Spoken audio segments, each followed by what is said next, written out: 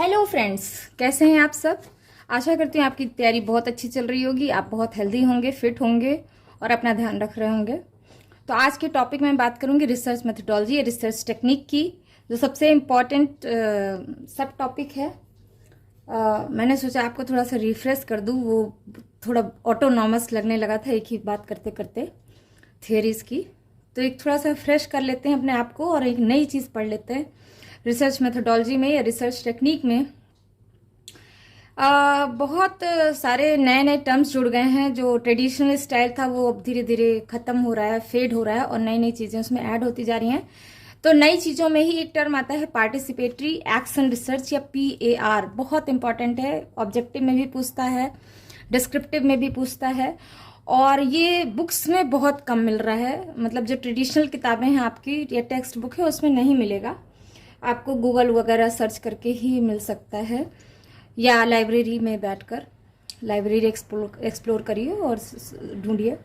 फिलहाल मैं यहाँ पे हूँ, मैं कुछ आपकी हेल्प करूँगी और अपने नोट्स में बना के लेके आई हूँ। इसको आप स्क्रीनशॉट ले सकते हैं और या एक दो बार पढ़ के अपने भी वर्ड्स में लिख सकते हैं। कोशिश करिए खुद अपने वर्ड्स में लिखने की, जिससे आपको एकदम से अच्छे से याद हो जाए।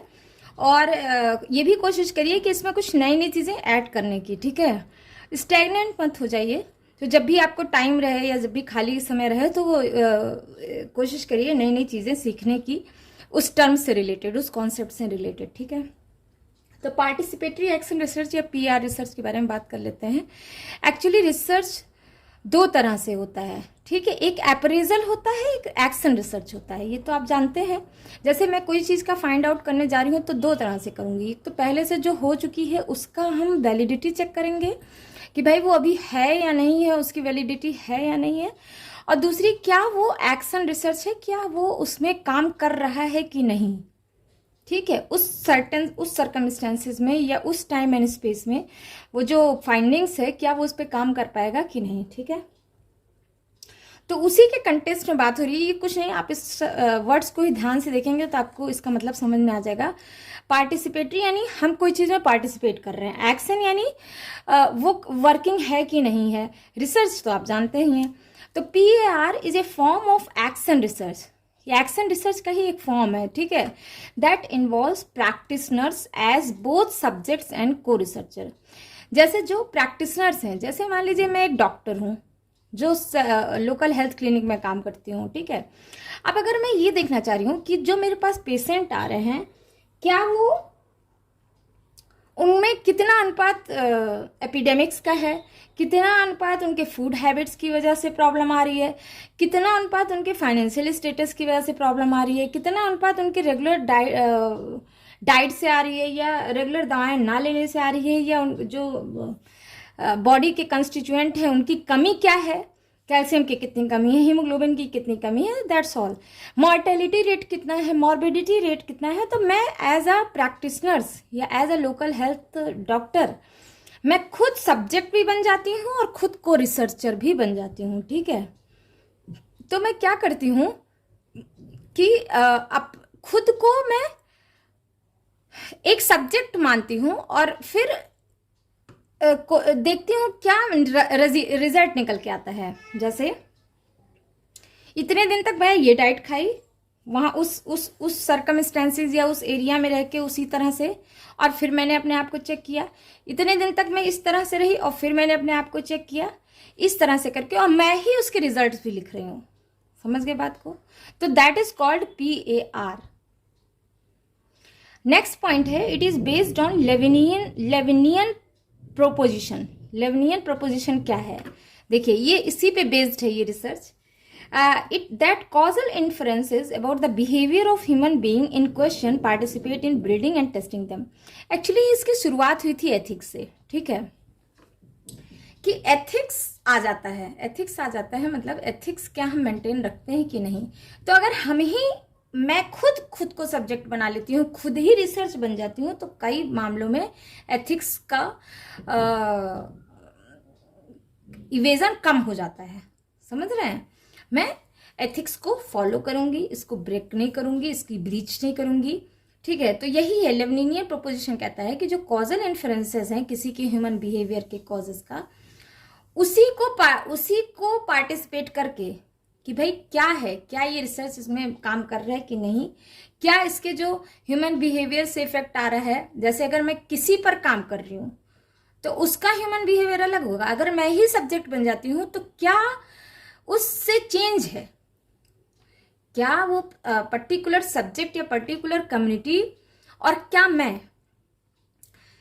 इन दोनों की बिहेवियर की डिफरेंसेस को चेक करने के लिए उस रिसर्च को हम बनाते हैं और उसको टेस्ट भी करते हैं। समझ में आ रही है बात? नेक्स्ट पॉइंट है, it aims at creating an environment in which participant give and get valid information.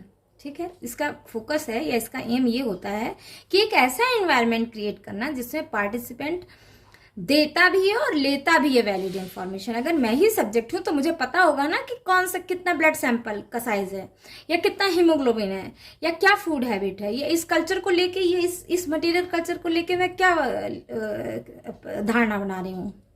ठीक है, make free and informed choices, generate internal commitment to the result of their inquiry. समझ? तो आप समझ रहे हैं कि इससे हमारे हाइपोथेसिस बिल्डिंग और टेस्टिंग बहुत वैलिड हो जाती है इस तरह से रिसर्च करने से। ठीक है, अब देखिए ये तो हो गया क्या है पार्टिसिपेटरी एक्शन रिसर्च। यहाँ पे मैंने फॉल्ट लिखे हैं इसके। ठीक है, कोई भी चीज है तो है, लेकिन उसमें कुछ कमियां भी होती हैं, तो ये भी देख लेते हैं। फॉल्ट्स ऑफ PAR क्या होता है। देखिए इसमें कोई 3 बातें आ सकती हैं। पहला तो ये कि overwork by concern people within organization leads ultimately to slippage of standard. भाई अगर मैं ही रिसर्चर हूं, मैं ही सब्जेक्ट हूं, मैं ही को रिसर्चर भी हूं, तो उस हिसाब से मेरे पास बहुत ज़्यादा काम का प्रेशर रहेगा। मैं ज़्यादा ही काम कर रही हूँ क्योंकि मुझे अलग अलग टाइम में अलग अलग स्टेट ऑफ माइंड को यूज़ करना पड़ेगा। ठीक है, तो इस तरह से किसी भी पर्सन या किसी भी पीपल के अगर कोई ऑर्गेनाइजेशन में काम कर रहा है तो जाहिर सी बात है कि स्टैंडर्ड स्लिपेज होंगे। मैं ही बॉस हूँ, मैं ही वर्कर हूँ। ठीक है, तो इस तरह से देखा जाए किसी ऑर्गेनाइजेशन में रहकर काम करने से वो उस पर्सन पे ओवरवर्क होगा, और इससे क्या होगा, जो स्टैंडर्ड एक मेंटेन होता है कि भाई बॉस का एक स्टैंडर्ड है टेस्ट बिहेवियर का और लेबरर का एक स्टैंडर्ड है, तो जो एक टेस्टिंग टाइम पे at the time of testing and building the research ये डेटा स्लिप होगा। ठीक है, नेक्स्ट पॉइंट है, due to qualitative method used there is frequently feeling of uncertainty. अगर हम क्वालिटेटिव मेथड यूज करेंगे तो क्या होगा, जनरली ऐसी फीलिंग आएगी कि भाई अनसर्टेन है। ठीक है, ये तभी अब सोच के देखिए, अगर आपने अपना ही सैंपल यूज किया है तो आप अनसर्टेन हो जाएंगे कि क्या मैंने ये चीज खाई थी या नहीं जो हमारे सैंपल में आई। अच्छा, क्वालिटेटिव मतलब क्या मैंने जो इंस्ट्रूमेंट यूज किया था वो सही था या नहीं, क्योंकि अगर मुझे दर्द हो रहा है तो मैं थोड़ा सा कम सैंपल लूंगी। अगर मतलब जैसे ब्लड सैंपल है या कोई चीज़ का है, या मुझे स्वाद अच्छा नहीं लग रहा, मान लीजिए फूड हैबिट्स पे बात कर रहे हैं तो हमें स्वाद नहीं अच्छा लग रहा है तो हम उसको कम खा रहे हैं। तो इस तरह से एक अनसर्टेनिटी की बात डेवलप हो जाती है। ठीक है, थर्ड पॉइंट है, external collaboration and internal team में हैव डिफरेंट एजेंडा। ठीक है, जो बाहर से हम किसी से कोलैबोरेट करते हैं और जो हमारी खुद की टीम है जब हम मिलके काम कर रहे हैं, ऐसा हो सकता है कि हमारा डिफरेंट एजेंडा डेवलप हो जाए। तो these are the fault of participatory action research. हालांकि ये कई मामलों में बहुत अच्छा है, लेकिन अब इसीलिए रिसर्च में जब हम करते हैं तो हमें ये बात का ध्यान रखना पड़ता है कि हम किस टाइप का रिसर्च करने जा रहे हैं। ठीक है, नेक्स्ट है आपके सिलेबस में मिलता है RRA, रैपिड रूरल एप्रोच। ये सब मैं इसलिए आपको शुरुआत में बता रही हूँ रिसर्च मेथोडोलॉजी के, क्योंकि ये मिलता नहीं है। तो आपको अभी बताने से क्या होगा, आप इसको कई बार समझेंगे और इधर उधर भटकेंगे नहीं, और आपको अपनी जगह पे मिल जाएगा। ठीक है, क्योंकि ये कहीं बुक्स वगैरह में बहुत कम मिलता है, बाकी चीज़ें तो मिल भी जाती हैं कुछ ना कुछ। तो रैपिड रूरल अप्रेजल क्या है, सीधी सी बात, ये रूरल यानी गाँव से रिलेटेड है। रैपिड यानी जल्दी जल्दी, अप्रेजल मतलब अप्रेजल मतलब पहले से आपके पास कुछ रिजल्ट है, हम देख रहे हैं क्या ये उस पर लागू हो रहा है कि नहीं, हम अप्रेजल दे रहे हैं कि कितना सही है कितना नहीं, ठीक है। तो वही बात मैंने यहाँ पे लिखी है, quick survey and field work researches that lead conclusively towards participation by the people who would actually bear the brunt of any development program in rural community। हुआ क्या था कि जब बहुत सारे डेवलपमेंट प्रोग्राम अचानक से आफ्टर इंडिपेंडेंस अप्लाई होने लगे ना, सेकेंड 5 ईयर प्लान में और थर्ड 5 ईयर प्लान में, तो ये जल्दी जल्दी देखने के लिए उस समय तो कई बार ऐसा हुआ कि गवर्नमेंट अनस्टेबल थी, तो 1 ईयर प्लान भी बनाए गए, तो उनका रिजल्ट देखने के लिए ये टेक्निक लगाई गई, रैपिड रूरल अप्रेजल किया गया, ठीक है।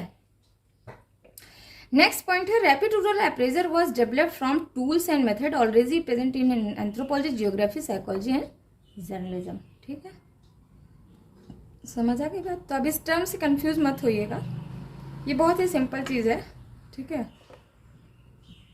नेक्स्ट टेक्निक या मेथड आप कह सकते हैं दैट इज ऑब्जर्वेशन। जिसने भी मेलिनोस की पढ़ी है उसे बिल्कुल पता होगा ऑब्जर्वेशन क्या है, ठीक है। यहाँ मैंने बहुत ही कंसाइज फॉर्म में लिख दिया है आपके खुद के समझने में और के लिए, और एग्जामिनेशन बिफोर द एग्जामिनेशन की नाइट में, on the eve of examination कह सकते हैं, तब रिवीजन करने के लिए आसानी है, ठीक है। तो इसके लिए एक सेंटेंस में मैंने लिखा है, एग्जामिनेशन ऑफ ए फिनोमिना और थिंग्स विदाउट ऑल्टरिंग देम, बिना उसे डिस्टर्ब किए बिना यूं ही ऑब्जर्व करना कि भाई ये कैसे हो रहा है, ठीक है, ये फिनोमिना कैसे हो रहा है, ये थिंग्स कैसे हो रहा है, तो इसको कहते हैं ऑब्जर्विंग या ऑब्जर्वेशन। ये 2 तरह के हैं, पार्टिसिपेंट एंड नॉन पार्टिसिपेंट। और भी प्रकार हैं जैसे डायरेक्ट इनडायरेक्ट, तो वो इतना ऐसे नहीं है, मेन पॉइंट यही है, इसको समझ लीजिए। पार्टिसिपेंट ऑब्जर्वेशन, तो ब्राउनिस्ला मेलिनोस के बिलीव दैट, अच्छा जहां भी लिखिएगा ना इनको मेंशन जरूर कर दीजिएगा, विदाउट हिम नहीं कंप्लीट होगा, ठीक है। Believe that an ethnographer must live with, study and learn the language of people study.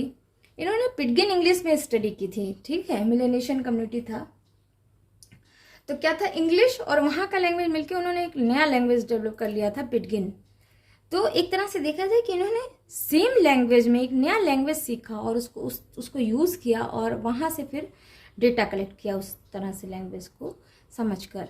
तो पार्टिसिपेंट ऑब्जर्वेशन यही हुआ, ठीक है। The researcher must incorporate himself as a member of community unless anthropologist take part in the culture, the view of culture as its members see it can never be obtained, ठीक है। By participation, a greater depth of experience is obtained, thereby helping to obtain a record of the actual behavior of the participant. Along with this record, should also be noted the context within which this expression makes sense।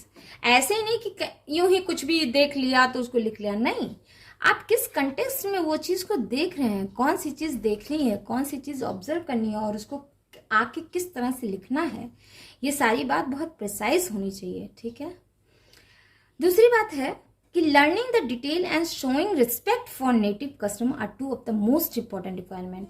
जिस भी community पे आप काम कर रहे हैं, जिस भी फील्ड वर्क पे, जिस भी फील्ड में, उसके बारे में, उसके डायलेक्ट को समझना, उसके लिए रिस्पेक्ट करना बहुत इंपॉर्टेंट है, ठीक है। ये इंपॉर्टेंट रिक्वायरमेंट है फॉर द पार्टिसिपेंट ऑब्जर्वेशन, ठीक है। Such a method has certain inherent defect, भाई कोई भी मेथड का कुछ तो इनहेरेंट डिफेक्ट होगा ही। First, the approach was first design in order to give an view of the society in order that functional structural effect, ठीक है, मे बिकम एपरेंट। पहली बात तो जो insider view of the society है उसको, उसके फंक्शन को समझने के लिए वो कई बार कुछ और इफेक्ट करता है और जो हमको दिखता है कुछ और, ठीक है। तो the fallacy here was to believe that mere participation in any society would automatically lead to complete acceptance by the society.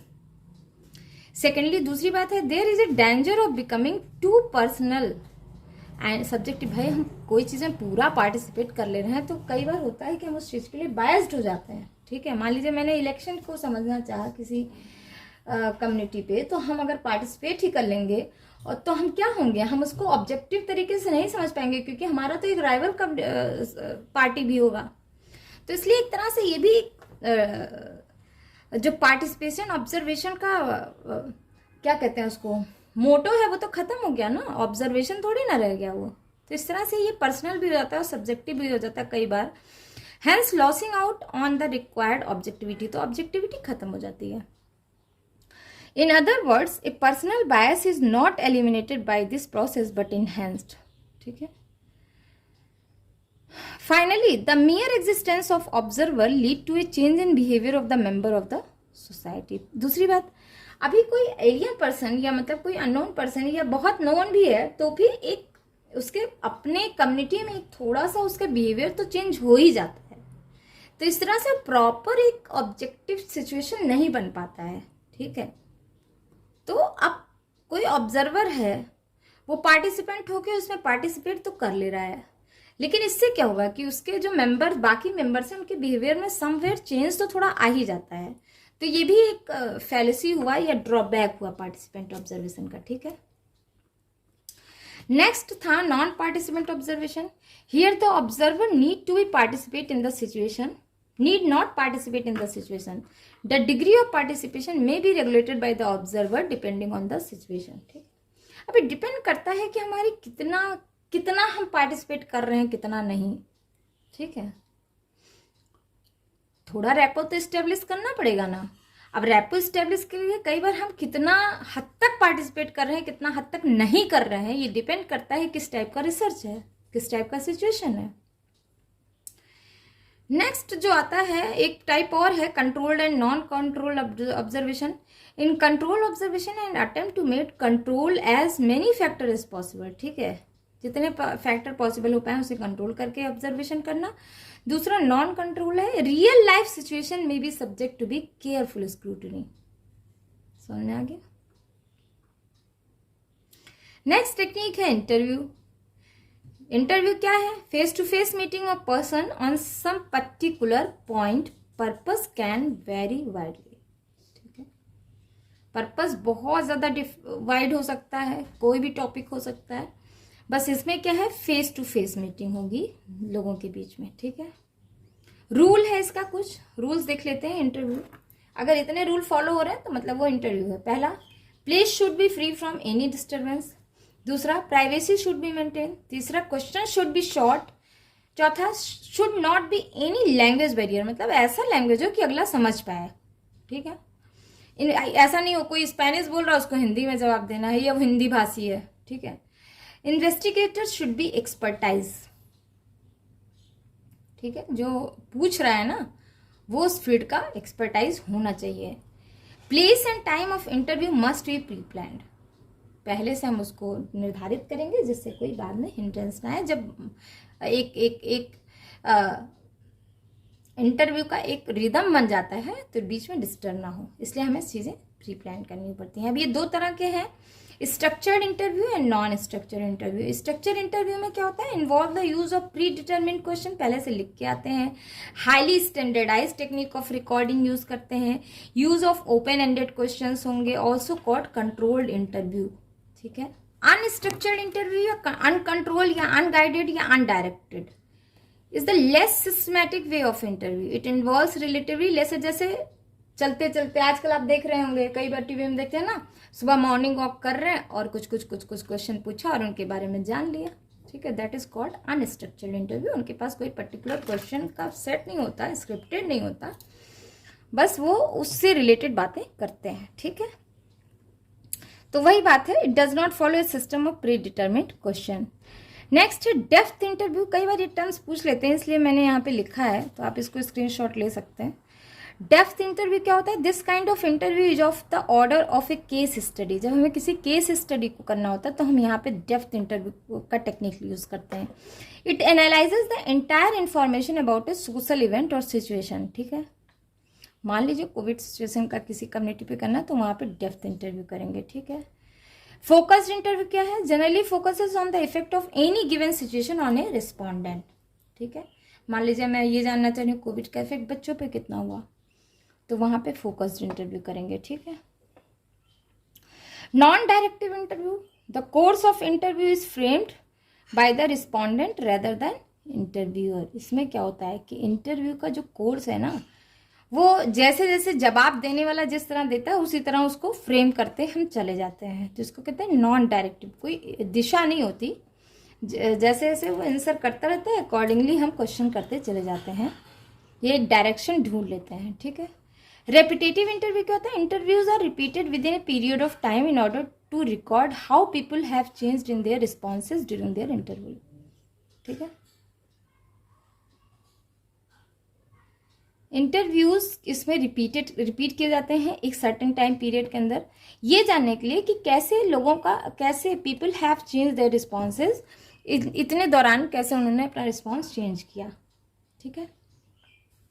अब